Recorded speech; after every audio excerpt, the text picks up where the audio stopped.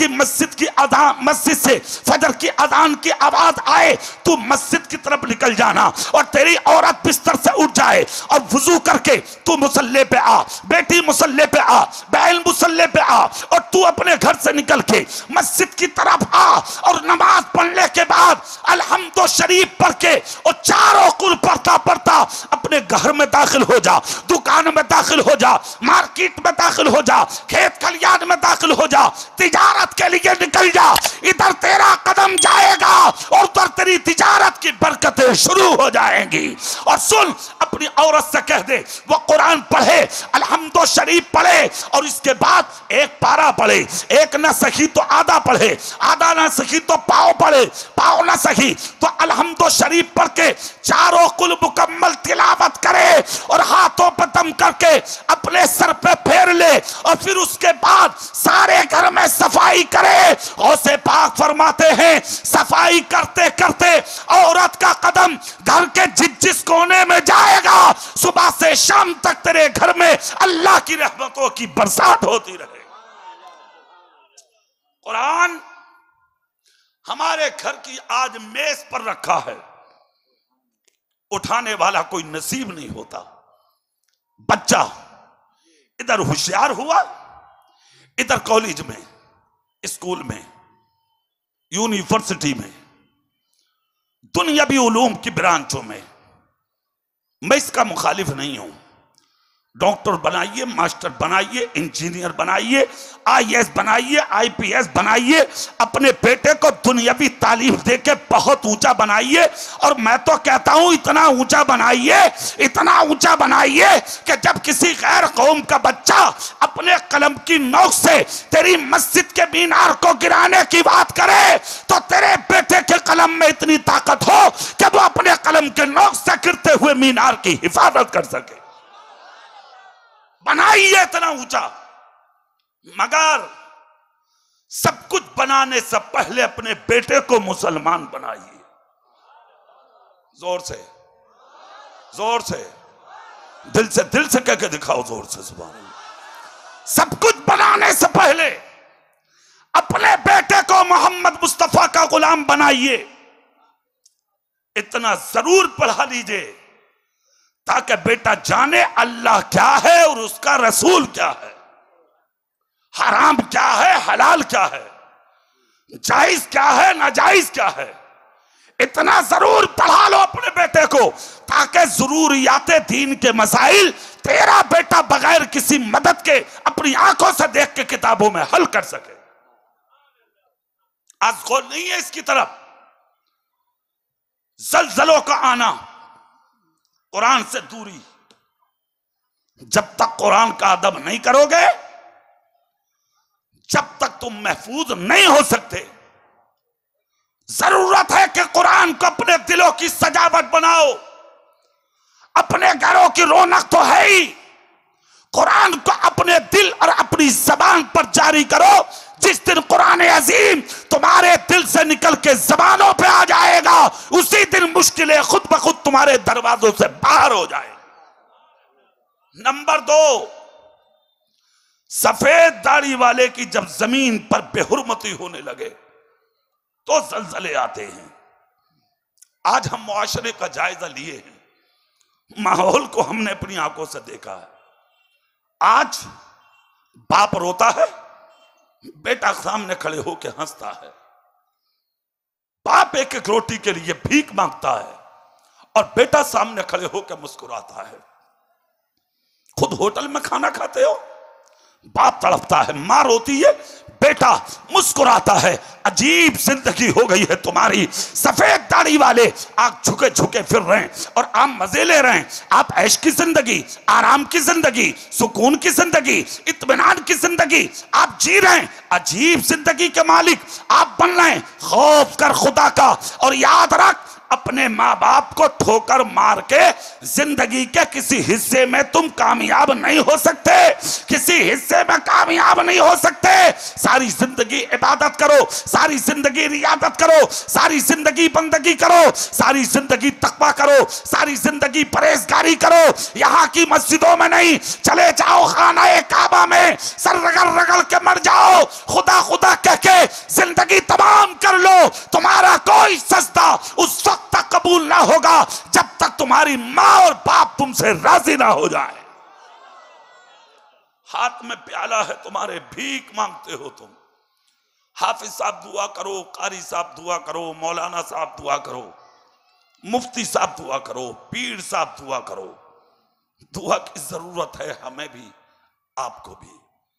मगर एक बात याद रखना, दुआ के लिए दिल चाहिए, दिल। और दुआ के लिए जो दिल अल्लाह ने तेरी मां के सीने में रखा है, जो दिल अल्लाह ने तेरी बाप के सीने में रखा है, वो दिल किसी मौलवी के सीने में हो नहीं सकता। अगर दुआ कराना है तो अपनी माँ और अपने बाप को राजी कर। अगर तेरे माँ बाप ने तेरे सर पे हाथ रख के तुझे जन्नती कह दिया, तुझे जन्नत में जाने से फिर कोई रोक नहीं सकता है। राजी कर ले अपनी माँ को, राजी कर ले अपने बाप को। जिस दिन माँ बाप राजी हो गए उस दिन तेरा खुदा तुझसे राजी हो जाएगा। आज बुजुर्गों पर नजर है, हंस रहे हैं आप आज हम बूढ़ों को देख के, तमस्खुर कर रहे हैं आज हम बूढ़ों को देख के, मजाक बनाते हैं आज हम बुजुर्गों को देख के। कहां चली गई तुम्हारी हमीयत, कहां चली गई तुम्हारी गैरत, कहां चली गई तुम्हारी शर्म? पैदा कर शर्म, पैदा कर हया, वापस लेके आ वो हमीयत जो तुझे तेरे असलाफ और तेरे बुजुर्गों ने दी थी। शर्म पैदा कर और अपना कदम इन बुराइयों से लोग। क्या कहा था मुजद्दिद अल्फिसानी ने, जब सफेद दाढ़ी वालों की बेअदबी होगी तो भूकंप आएंगे। नंबर 3, जब औरत बेपर्दा निकलेगी तो भूकंप आएंगे, जलजले आएंगे। आज तुम्हें खबर है कि तेरी बेटी कहां है? आज तुम्हें खबर है तुम्हारी बहन कहां है? तुम्हें खबर है कि बीबी कहां है? कभी नजर दौड़ा के देखा? कॉलेज में अकेली, यूनिवर्सिटी में अकेली, हॉस्टल में बेटी अकेली। कभी खैरियत पूछने तक का तेरे पास वक्त नहीं है। इतना बड़ा आदमी है तू। उसका नतीजा ये निकला कि आज हजारों बच्चियां गैरों की गोद में जाके पनाह ले चुकी हैं। हजारों बेटियां आज गैरों की गोद में जा चुकी हैं। और तेरा बेटा, कितने बेटे हैं ऐसे जो आज तक तुमसे मशवरा भी नहीं किया और वो गैरों की बेटियां लाके आज अपने घरों में रख रहे हैं। क्या है ये सब? बाजार भरे पड़े हैं तुम्हारी बेटियों से।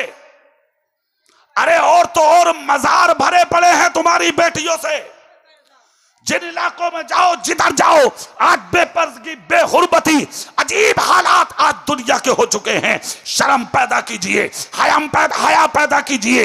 अपनी बेटियों को पर्दे में रखो, अपनी बहनों को पर्दे में रखो, अपनी बीवियों को पर्दे में रखो, अपनी माओ को पर्दे में रखो। और एक जुमला दे रहा हूं, वो भी सुन लो। सुभान अल्लाह बोलो, मैं सुनाई देता हूं। हराम खाना छोड़ो, हलाल खाना शुरू करो। जोर से। हराम खाना छोड़ो, हलाल खाना शुरू करो। एक रोटी की जगह आधी खाइए, मगर हलाल कमाई की खाइए।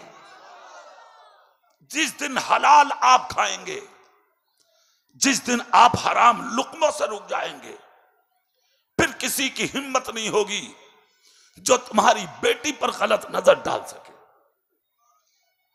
किसी की हिम्मत नहीं है जो नजर उठा के फिर तुम्हारी बहन को देख सके। एक बुजुर्ग थे, गुर्बत में जिंदगी थी उनकी, बुजुर्ग की। लागर हो गए, नकाहत का पसीना पेशानी से टपकने लगा। एक दिन बेटी ने देखा कि एक दिन चूल्हा ना जला, दूसरे दिन ना जला, 3 दिन हो गए, यहां तक कि 8 दिन का फाका घर में छोटे छोटे बहन भाई को हुआ। जवान थी इस बुजुर्ग की बेटी, उसकी आंख से खून का आंसू एक दिन निकल पड़ा। कहां तक बर्दाश्त करूं अपनी बहन का फाका, कहां तक बर्दाश्त करूं अपने छोटे भाई का फाका, कहां तक बर्दाश्त करूं अपने बूढ़े बाप का फाका। है तो कोई नहीं कमाने वाला, अब कहां से आएगा, कहां से खाया जाएगा, कहां से पिया जाएगा, कहां से लाया जाएगा, कैसे जिंदगी गुजार मारी जाएगी। बच्ची के दिमाग में एक बात आई, क्यों ना मैं उस बाजार में पहुंचूं जहां पर जिस्म को बेचा जाता है, जहां पर औरतें नंगी खड़ी होती हैं, कतार में जाकर खड़ी हो जाती हूं। कोई तो मेरे हुस्न का खरीदार आएगा और मुझे जब वो खरीदेगा मुझे पैसा मिलेगा, मेरे घर का चूल्हा चलेगा, खाने का इंतजाम, पीने का इंतजाम, कपड़े का इंतजाम, रहन सहन का इंतजाम, मेरे घर वालों का इंतजाम होगा। लिहाजा मैं कदम उठाती हूं। जवान लड़की ने अपने बाप के मशवरे के बगैर बाजार की तरफ कदम उठाया, चली बाजार में, और जाने के बाद उस जिस्म फरोशी के बाजार में जाकर वो लड़की खड़ी हो गई। लोग आते रहे, हसीनाओं को खरीदते रहे, लड़कियों की बोली लगती रही, औरतों की बोली लगती रही। कोई किधर को लेके चला, कोई किसी को लेके चला, कोई किसी को लेके चला। इस लड़की को खड़े खड़े दोपहर हो गई, किसी ने आके नहीं पूछा। शाम हो गई, किसी ने आके ना पूछा। दिन मुकम्मल हुआ, रात होने लगी, मगर लड़की की तरफ किसी ने नजर उठा कर नहीं देखा। शाम को ऐलान हुआ, बाजार खत्म हुआ, अब जो लोग हैं वो वापस चले जाएं। लड़की रोती हुई अपने घर की तरफ आ गई। जैसे ही घर में कदम रखा तो बूढ़े बाप ने कहा, बेटी क्या मैं जान सकता हूं कि तुम सुबह से कहां थी? जवान लड़की खामोश रही। बाप ने फिर आके कहा, बेटी क्या मैं समझ सकता हूं कि तुम सुबह से कहां थी? बेटी फिर खामोश रही। हाथ पकड़ लिया बाप ने, हाथ पकड़ के कहा, जवाब दो, मैं सुबह से तुम्हें घर में तलाश कर रहा हूं कि तुम थी कहां? इतना जब कहा तो जवान बच्ची की चीख निकल गई। कहा, अब्बा जान माफ करना। कहा मतलब? कहा घर में 8 दिन से फाका था, भाई बहन बीमार पड़ने लगे थे और आपके होठों को मैंने तड़पते और पिलकते हुए देखा कि मेरे बच्चे भूखे हैं। ये चीज मुझसे बर्दाश्त ना हुई, लिहाजा मैं घर से निकल गई। आप इस लायक हैं नहीं जो अब जाके कहीं मेहनत या मजदूरी करें या कहीं पर पैसा कमा सके, इसलिए मैं निकल गई थी। और निकलने के बाद मैं उस बाजार में जाकर खड़ी हुई जहां पर जिस्म को यानी कि बेचा जाता है, जिस्म फरोशी का जहां बाजार है। कहा, ए बेटी फिर क्या हुआ? जल्दी बता, मेरी बेताबियां पल रही हैं। इतना जब कहा तो वो हुस्न की मलका ने कहा, अब्बा जान मेरी समझ में नहीं आता, मेरे हुस्न में पता नहीं क्या कमी थी कि मैं दोपहर तक खड़ी रही, कोई करीब ना आया, शाम तक खड़ी रही, कोई करीब नहीं आया, यहां तक कि दिन मुकम्मल हो गया, तब मेरे पास कोई मेरे करीब नहीं आया। कहा, बेटी कहना क्या चाहती है? कहा, अब्बा जान उस बाजार में मैंने नजर उठा कर देखा, मुझसे बढ़कर किसी का हुस्न नहीं था, मगर फिर भी मेरे करीब कोई आया नहीं, किसी ने नजर उठा के देखा नहीं। इतना जब कहा तो बूढ़े बाप ने अपनी बच्ची का सर पकड़ के चूमा और चूम कर कहा, बेटी ये तो एक दिन की बात है, अगर उस बाजार में तो कयामत तक भी जाकर खड़ी रहेगी तब भी तुझे कोई नजर उठा के नहीं देखेगा। कहा, अब्बा हुजूर क्या मतलब? तब उस बूढ़े ने कहा, बेटी इसका मतलब ये है कि आज तक मैंने जिंदगी में तुझे कोई हराम लुकमा खिलाया नहीं है।